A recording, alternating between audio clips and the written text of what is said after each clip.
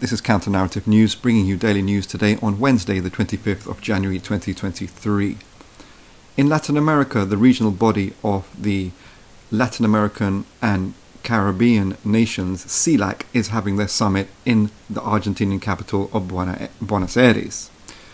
Brazilian President Lula is in direct talks with Argentine President Alberto Fernandez, discussing the possibility of developing a joint currency and also other strategic bilateral relations that addressed issues such as poverty alleviation.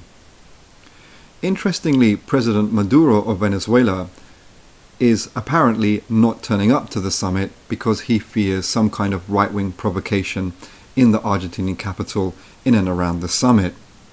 It's a very strange decision to take. He's the president of a very important regional country, one of the major oil producers in the world, and one wonders what's happened here to make him make the decision to not turning up to the summit. President Fernandez of Argentina, on his part, said that President Maduro was very welcome. So having the protection of the Argentinian state and government and its leadership seems not to be enough to give assurances to President Maduro's anxieties and nervousness in this regards.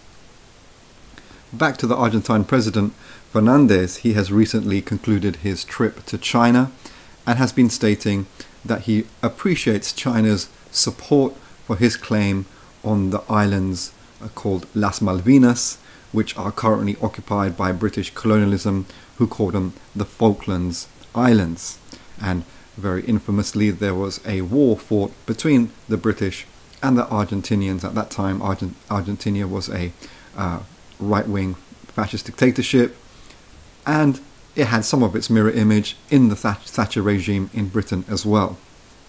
If we see the relationship between China and the Latin American region particularly, it's probably relatively the healthiest relationship that Global South countries can have with China, because it has a left-leaning leadership in many regards of the states of the region, which are directly linked to radical grassroots movements. This is not the case in any other part of the world of the Global South, and even in the Latin American context, the forces, the balance of forces of the radical grassroots, of the peasants and the workers and their united allies, has grown weaker comparatively at this point in the last 20 years or so, and it hasn't grown stronger.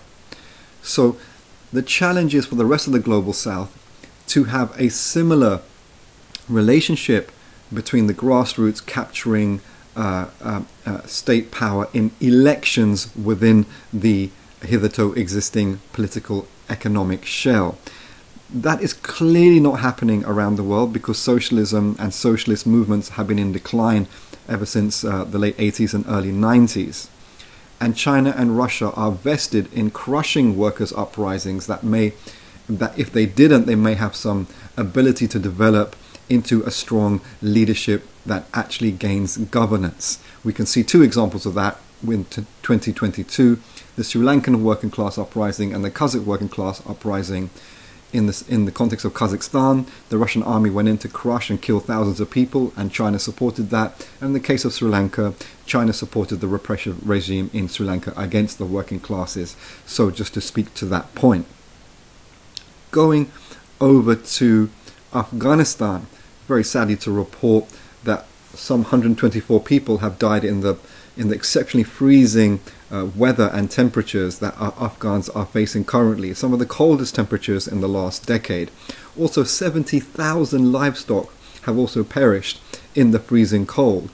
And livestock is absolutely fundamental to the nutrition and the livelihoods of people. So it's a devastating situation for Afghan people, on top of the sanctions imposed by the West, on top of the supremacist Taliban regime, on top of the horrific NATO occupation that was concluded a couple of years ago, that lasted 20 years, that looted and traumatized the Afghan people through violence. The Afghan people have really suffered just terribly for many generations now, including being subject to another previous occupation, which was by the Soviet Union, which resulted in the debacle and the failure of that project and the rise of the Thatcher-Reagan joint enterprise with other forces in the world to create the so-called wrongly named Holy Warriors or Mujahideen, which was a violently supremacist force very similar to the Taliban.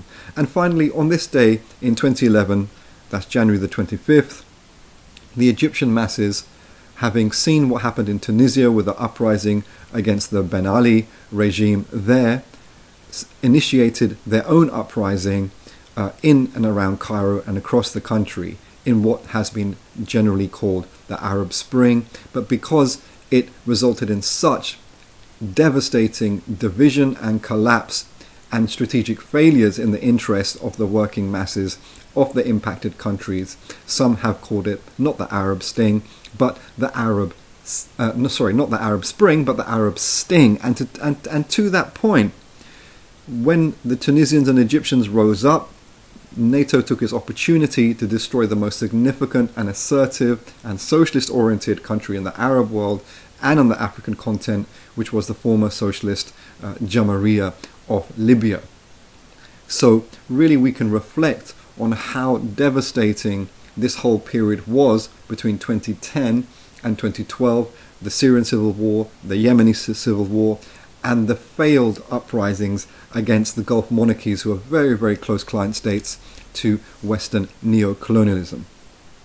Please continue to support us by sharing our videos, subscribing to our YouTube channel, following our Twitter handle at @counter_CNN, and please do share with your friends, because Counter Narrative News is the only daily news and analysis service that is totally independent but loyal to black liberation, global working class struggle, and radical anti-imperialism. Thank you.